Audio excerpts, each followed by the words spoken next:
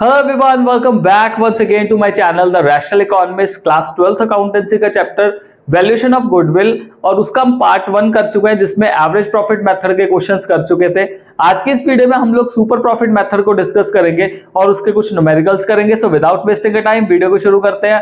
Channel को subscribe कर लेना और बेल आइकन को प्रेस कर लेना ताकि आपको लेटेस्ट वीडियो के नोटिफिकेशन साथ के साथ मिलते रहे। So let's start with the video.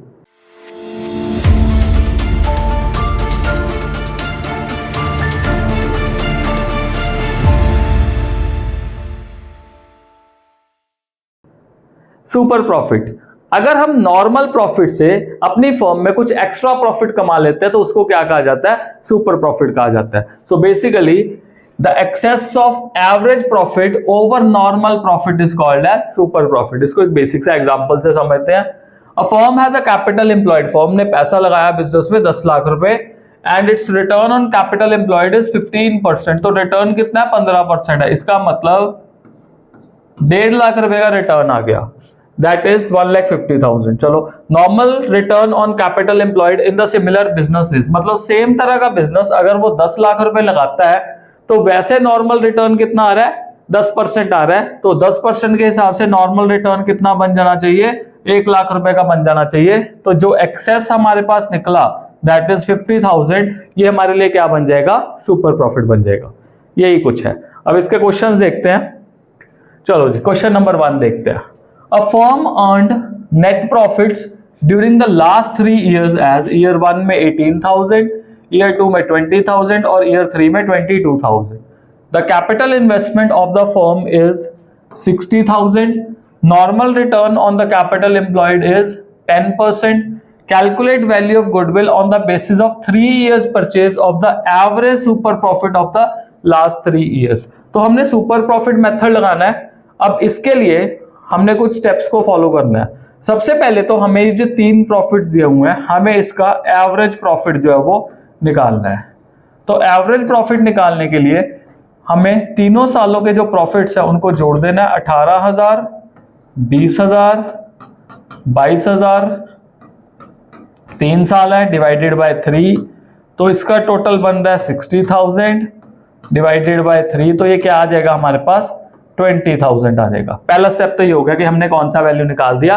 Average profit का वैल्यू निकाल दिया। उसके बाद मेरे को नॉर्मल प्रॉफिट चाहिए। ये स्टेप से याद रखना, नॉर्मल प्रॉफिट। अब नॉर्मल प्रॉफिट निकालने के लिए क्या फॉर्मूला है? इट इज कैपिटल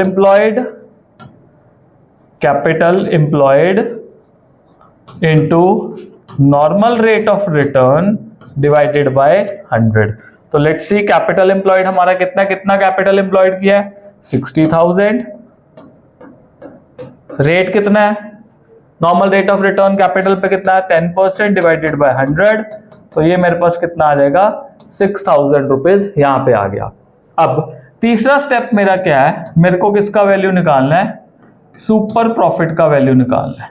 अब सुपर प्रॉफिट का फॉर्मूला क्या होता है? It is actual slash average profit. इन दोनों में से कोई भी दिया हो सकता है। अगर आपको 3 साल, 4 साल, 5 साल का एवरेज क्या तो आप एवरेज प्रॉफिट लिख दो, अदरवाइज आपको डायरेक्टली एक्चुअल प्रॉफिट दिया होता है।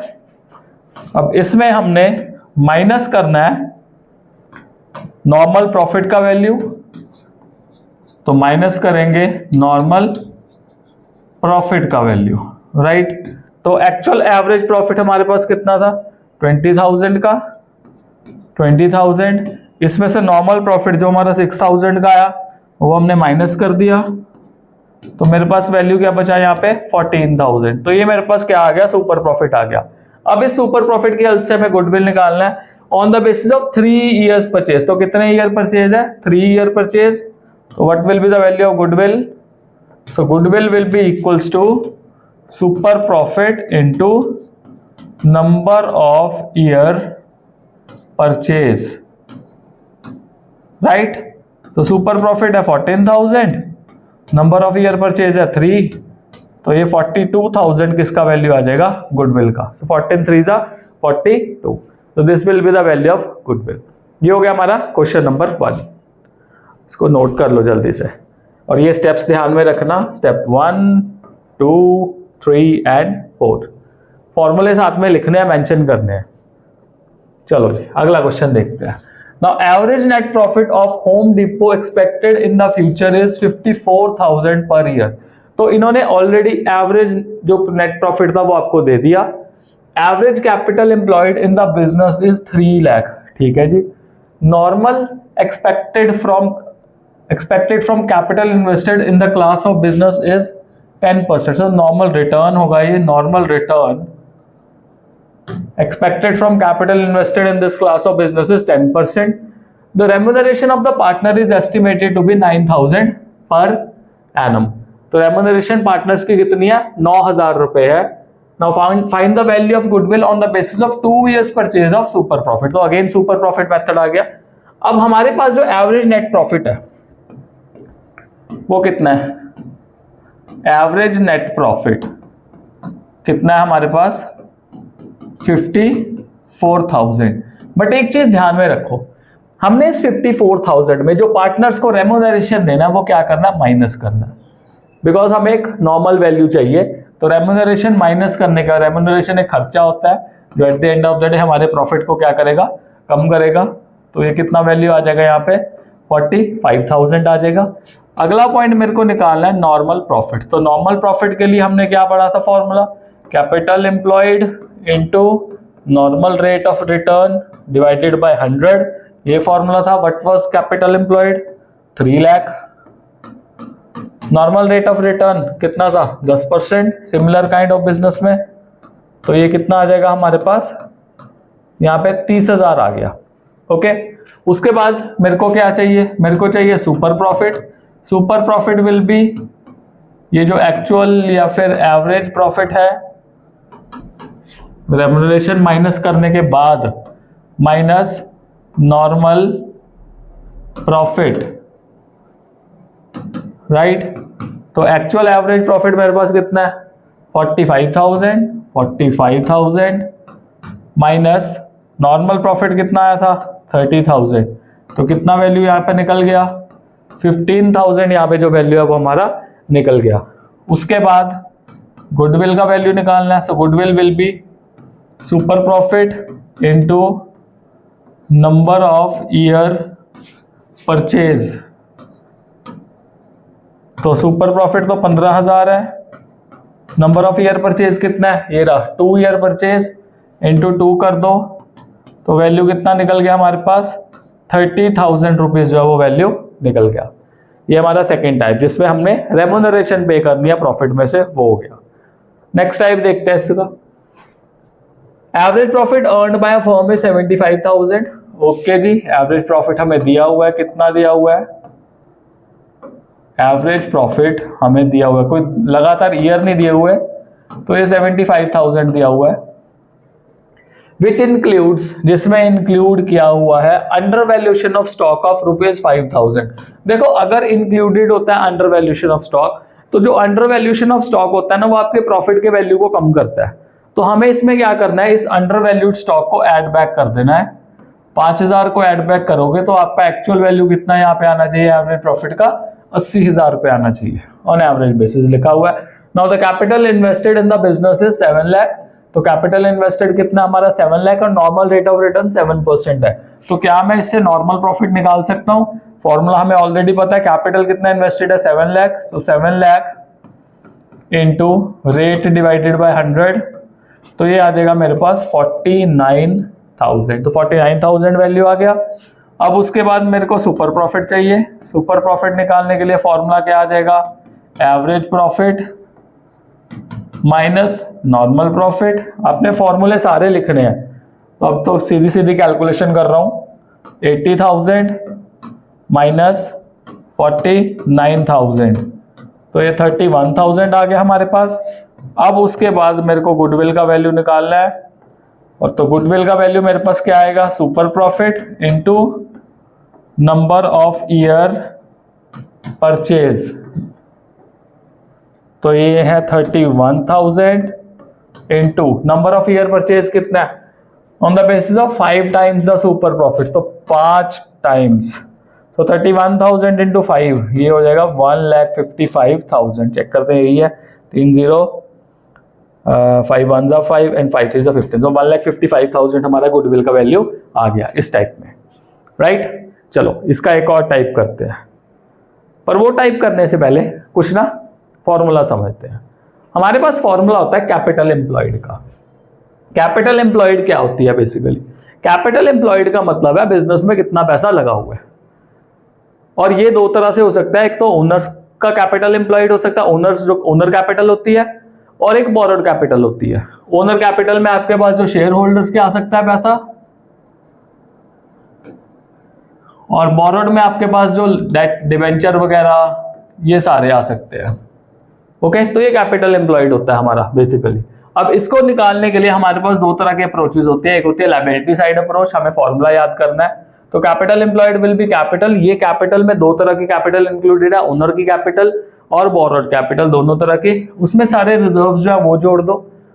अब इसमें से माइनस क्या क्या करना है? Minus goodwill if any existing in the books, अगर कोई गुडविल बुक्स में है तो वो माइनस करनी है। फिर जो फिक्टिशियस एसेट्स है वो माइनस करनी है, और जो नॉन ट्रेड इन्वेस्टमेंट्स है वो माइनस करनी है if there will be any. तो माइनस करने के बाद हमारे पास कैपिटल एम्प्लॉयड का वैल्यू आ जाएगा। उसके बाद एसेट साइड अप्रोच की बात करें तो एसेट साइड अप्रोच में capital employed will be all assets except goodwill, non trade investments and fictitious assets. और तो डेफिनेट सी बात है ना, अगर इनमें ये सारी चीजें नहीं है तो मान के चलो ये फिक्स्ड एसेट्स और करंट एसेट्स का टोटल हो जाएगा ऑल एसेट्स, क्योंकि except for goodwill, non trade investments और ऑल फिक्टिशियस एसेट्स आ रही है। Minus outside liability, that means जो हमारी करंट लायबिलिटीज वगैरह है शॉर्ट टाइम बेसिस की होती है वो वाली। तो ये हमारे पास फॉर्मूले जो है वो दो फॉर्मूले हमारे पास बन गए। ओके, अगर मैं इसको आपको बैलेंस शीट में समझाऊं तो बैलेंस शीट में आप एक चीज देखो, यहाँ पे फिक्स एसेट, करंट एसेट, यहाँ पे share capital, share holder fund जो आपका है, उसके बाद यहाँ पे नॉन करंट लायबिलिटी जिसको लॉन्ग टर्म कहते हैं, और करंट लायबिलिटी। तो लायबिलिटी साइड पे तो ये दोनों चीजें होगी आपकी, ठीक है, लायबिलिटी साइड अप्रोच के अकॉर्डिंगली तो ये दो चीजें होगी, और एसेट साइड अप्रोच के अकॉर्डिंगली ये दोनों चीजें। इसमें से अगर ये माइनस कर दो तो आपके पास वैल्यू निकल जाएगा। फॉर एग्जांपल मान लो शेयर होल्डर फंड आपका 100 का है, नॉन करंट लायबिलिटी आपकी 50 की है, और जो करंट लायबिलिटी आपकी वो 30 की है। ओके, फिक्स एसेट आपकी मान लो सपोज है 150 की, और ये कितने की है? 30 की है। ये कितना बन रहा है? 180। ये कितना बन रहा है? 180। अब अगर शेयर होल्डर फंड और नॉन करंट लायबिलिटी को मैं जोड़ दूं तो कितना बन जाएगा? 150 बन जाएगा। और अगर यही वैल्यू यहाँ से निकाल दो तो 150 प्लस 30 180, 180 में से 30 माइनस करो, आपका वैल्यू कितना आ जाएगा? वो भी 150 आ जाएगा। तो at the end of the day हमें कैपिटल एम्प्लॉयड का वैल्यू जो वो निकल जाएगा। एसेट साइड से भी निकल सकता है, लायबिलिटी साइड से भी, राइट। फॉर्मूला याद रखना। हाँ, एक चीज और इसमें थोड़ा सा रह गया कि नॉन ट्रेड इन्वेस्टमेंट्स कौन सी होती है? ऐसे इन्वेस्टमेंट्स जो बिजनेस के साथ रिलेटेड नहीं होती, बट हमने कुछ इनकम कमाने के लिए ऐसे इन्वेस्टमेंट्स की होती हैं। और एक चीज ध्यान में ये रखनी है कि अगर इन्वेस्टमेंट्स के बारे में कुछ स्पेसिफाई नहीं किया हुआ, अगर इन्वेस्टमेंट्स के बारे में कुछ भी स्पेसिफाई नहीं किया होगा तो वो कौन सी इन्वेस्टमेंट्स कंसीडर की जाएंगी? नॉन ट्रेड इन्वेस्टमेंट्स कंसीडर की जाएंगी। चलो क्वेश्चन देखते हैं। Now ABC limited has assets of 5 lakh where as liabilities are partners capital 3,50,000 and general reserve 60,000 and sundry creditors 90,000. If normal rate of return is 10% and goodwill of the firm is valued at 90,000 at 2-year purchase of the super profit, find the average profit. हमें average profit का value निकालना है। मतलब पहले तो हम सीधा सीधा क्वेश्चन करते थे, अब हमें थोड़ा सा इसका रिवर्सल करना पड़ेगा। तो लेट्स सी एवरेज प्रॉफिट का वैल्यू कितना आता है। तो सबसे पहले मेरे को ना इस क्वेश्चन में चाहिए capital employed. Now capital employed, now capital employed निकालने के लिए देखो मैं क्या कर सकता हूं। दोनों अप्रोचेस से मैं कर सकता हूं, या तो मैं पार्टनर के कैपिटल को जोड़ दूं और उसमें रिजर्व्स जोड़ दूं। तो पार्टनर का कैपिटल है 3,50,000 और जो मेरे पास रिजर्व्स है वो कितने हैं? 60,000 के। तो मेरे पास वैल्यू कितना आ गया? 4,10,000। या फिर मैं इसको एसेट साइड अप्रोच से भी कर सकता हूं। इसमें अब जो मेरे पास टोटल एसेट्स है उसमें से अगर मैं ये आउटसाइड लायबिलिटी सन्ड्री क्रेडिटर्स ये माइनस कर दूं, माइनस सन्ड्री क्रेडिटर्स, सो 5 लाख में से अगर मैं 90,000 माइनस कर दूं तब भी मेरे पास कितना आ जाएगा? 4,10,000 का वैल्यू मेरे पास निकल जाएगा। तो मेरे पास कैपिटल एम्प्लॉयड का वैल्यू निकल गया। ये कितना वैल्यू निकला मेरे पास? 4,10,000 रुपये मेरे पास वैल्यू जो है वो निकल गया। अब मेरे पास और क्या क्या चीज़ें दी है, मेरे पास गुडविल का वैल्यू दिया है, 2 year number of year purchase भी दी हुई है। चलो नॉर्मल प्रॉफिट का वैल्यू निकाल लेते हैं, इससे रिवर्सल कर रहे हैं। तो normal profit is capital employed into normal rate of return over 100, यही वैल्यू था। सो कैपिटल एम्प्लॉयड मेरा कितना है 4,10,000 into normal rate of return कितना है value, it is 10% divided by 100, तो ये आ जाएगा मेरे पास 41,000। तो नॉर्मल प्रॉफिट मेरे पास 41,000 आ गया। अब उसके बाद यू नो दैट जो गुडविल है, गुडविल का फॉर्मूला क्या होता है, super profit into number of year purchase, number of year purchase. अब गुडविल का वैल्यू दिया हुआ है मेरे पास कितना, ये आ गया मेरे पास 90,000, राइट। सुपर प्रॉफिट का मैं वैल्यू निकाल सकता हूँ, यहाँ पे क्या लिख दूँ, नंबर ऑफ ईयर परचेज मेरे पास कितना है 2। तो अगर मैं 90,000 डिवाइडेड बाय 2 करूँ तो क्या सुपर प्रॉफिट निकल जाएगा, यस बिल्कुल निकल जाएगा। कितना आ गया सुपर प्रॉफिट मेरे पास 45,000 आ गया। तो ये पहले तो ये स्टेप्स हमने फॉलो जो है वो करने हैं। अब लास्ट स्टेप देखते हैं। यू नो दैट कि जो हमारे पास सुपर प्रॉफिट होता है वो किसके बराबर होता है, it is equals to average profit minus normal profit, यही फॉर्मूला होता है। तो सुपर प्रॉफिट मेरे पास कितना है 45,000 है। मेरे को वैल्यू किसका चाहिए, I need to find out the value of average profit of the firm. तो यहाँ पे मैं एवरेज प्रॉफिट लिख देता हूँ, और नॉर्मल प्रॉफिट मैंने कितना निकाला था, ये निकाला था मैंने 41,000, तो 41,000 यहाँ पे लिख लिया।